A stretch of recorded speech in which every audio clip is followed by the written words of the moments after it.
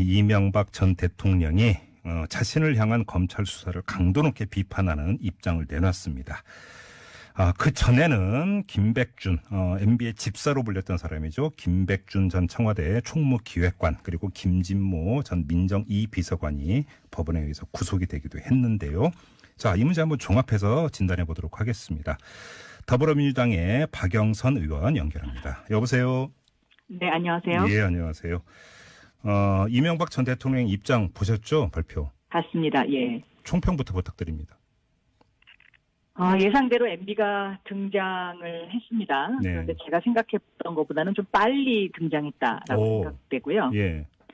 그 대리인 김백준이 구속되니까 매우 움찔한 것이 아닌가. 그게 결정적 이렇게. 계기였다 이렇게 보시는 거군요. 네, 네. 그게 결정적 계기로 보여집니다. 왜 그게 결정적 계기였을까요, 그러면? 네? 왜 김백준 구속이 결정적이었을까요?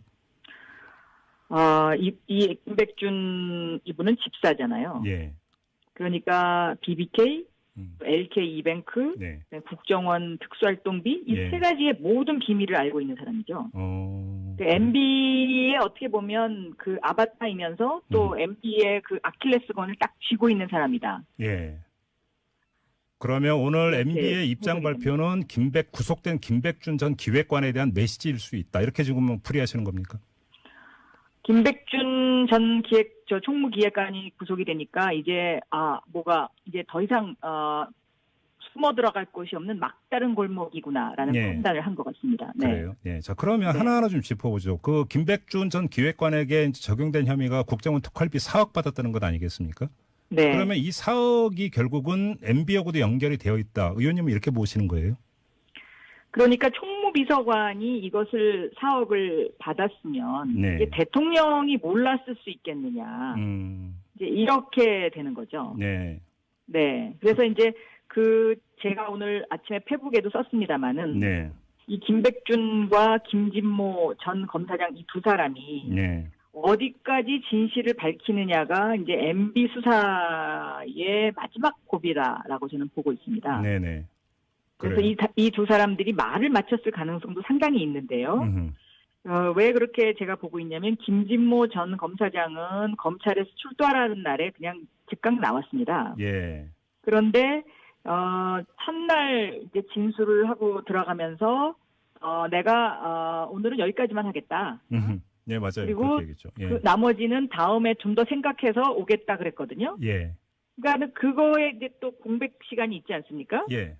그리고 또 하나는 이 김백준 이분은 검찰에서 오라는 날 안 왔죠. 그리고 하루 연기했어요. 예. 근데 그 하루 연기하고 뭘 했냐? 대책회의를 했거든요. 네. 그 MB 쪽에서 20명이 모여갖고 대책회의를 했으니까 이 말을 맞추고 온 정황을 찾아볼 수가 있겠죠. 네. 그러면 그 뭐 사업과 관련해서 예를 들어서 2008년에 2억, 2010년에 2억 이렇게 해서 도합 4억을 받았다라는 건데 네. 지금까지 나온 이야기에 따르면 2010년에 받은 2억 같은 경우는 뭐 청와대 기념물 이런 거 제작하는데 돈이 부족하니까 내놔라 이랬다는 거 아닙니까? 지금 검찰에서 흘러나오는 이야기가. 근데 청와대는 특수활동비가 따로 있습니다. 네네네.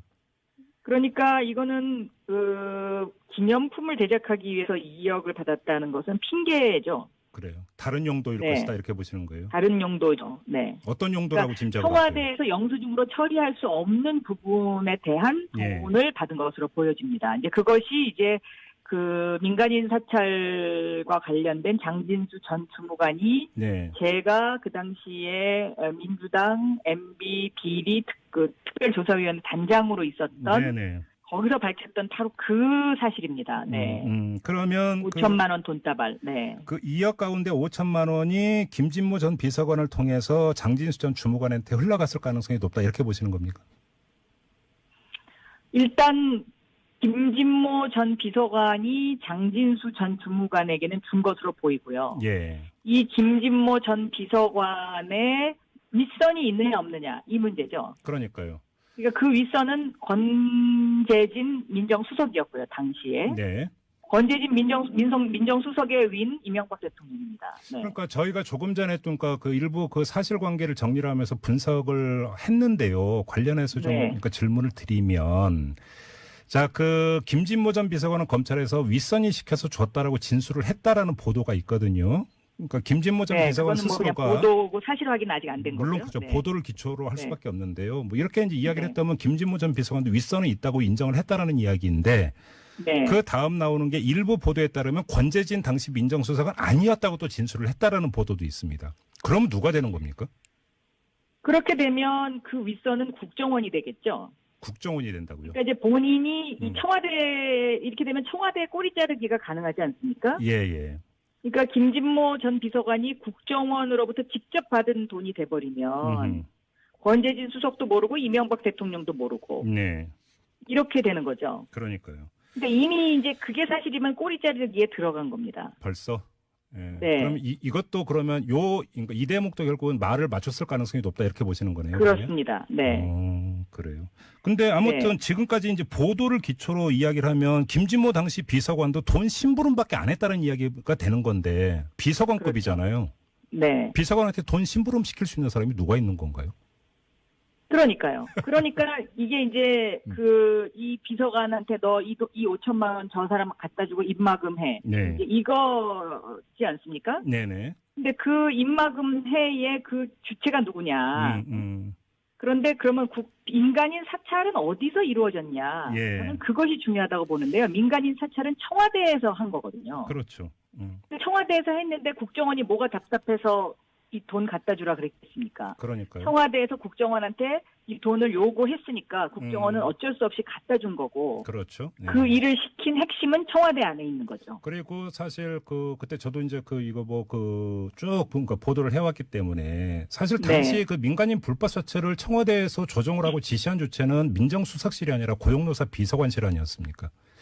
그러니까 사실 김진모 당시 비서관이 민간인 불법 사찰과 증거인멸 사건을 그렇게 깊숙이 개입한 인물은 아니라고 하고 고용노사 비서관실하고 오히려 사이가 나빴다라고 하는 게 당시 관련자들의 진술이니까 네. 김진모 그 전 비서관이 자기가 자발적으로 나서서 5천만 원을 주고 말고 할 그럴 이유도 없는 거 아닙니까? 동기도 없는 것이죠. 이유도 없고요. 네.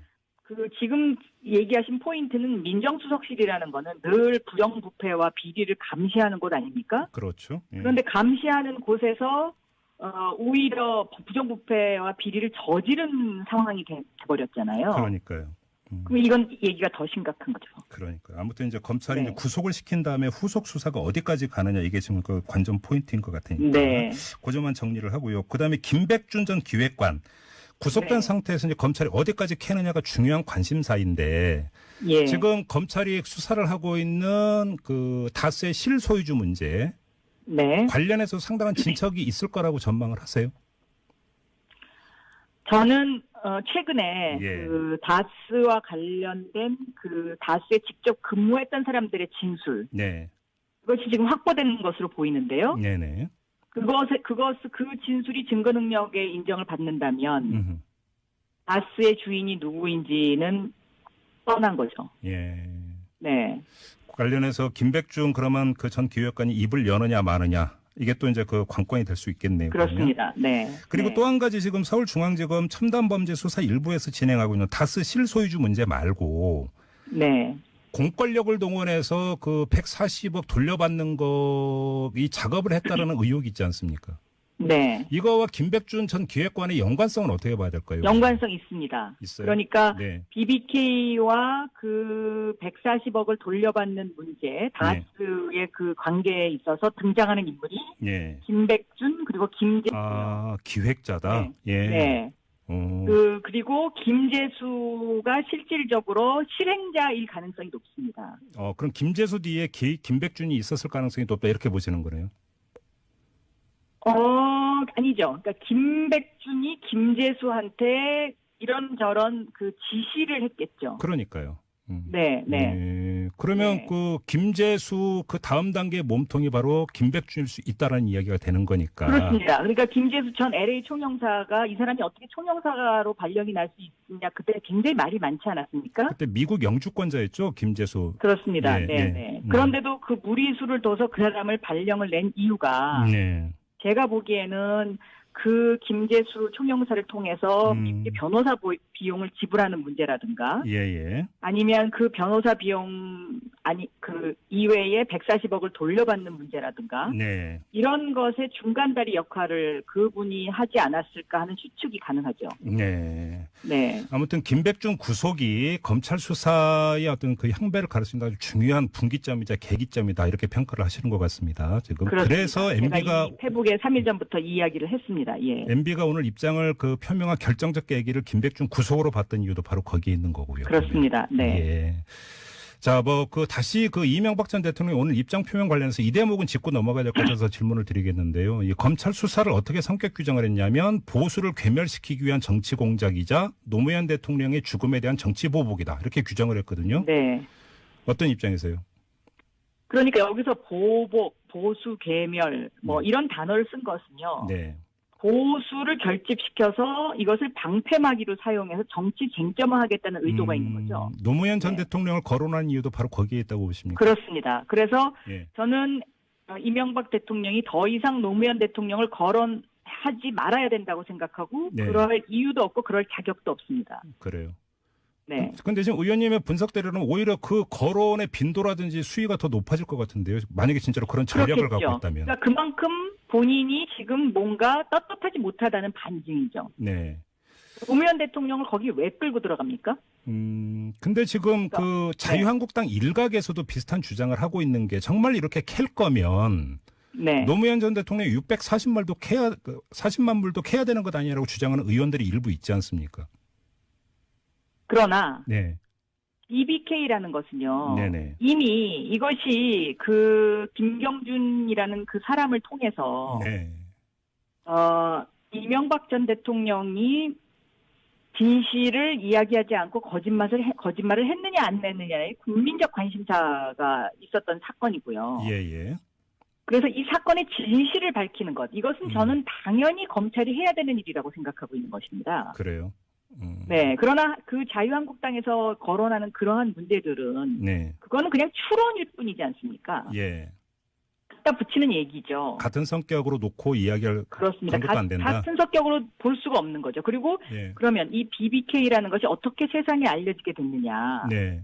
이것을 세상에 알린 사람은 아이러니하게도 집사 김백준입니다. 그러니까 김백준이라는 분이 LA에서 이명박 MB의 대리인으로 네. 소송을 제기했거든요. 예. 김경준을 상대로. 그렇죠. 예. 그래서 제가 그 소송을 제기한 수사 기록을 미국 법원에 요청함으로써 이것이 세상에 알려지게 됐는데 네. 그 소송 그 기록을 쭉 보면 처음에는 MB 쪽에서 이 소송 기록이 세상에 알려질 수 있다는 사실을 몰랐던 것 같습니다. 아, 방배를 안 왜냐하면, 했군요. 그러면. 네, 왜냐하면 판사가 네. 당신네들이 이 돈을 요구하려면 이 회사가 당신네 거인 것을 입증하라고 합니다.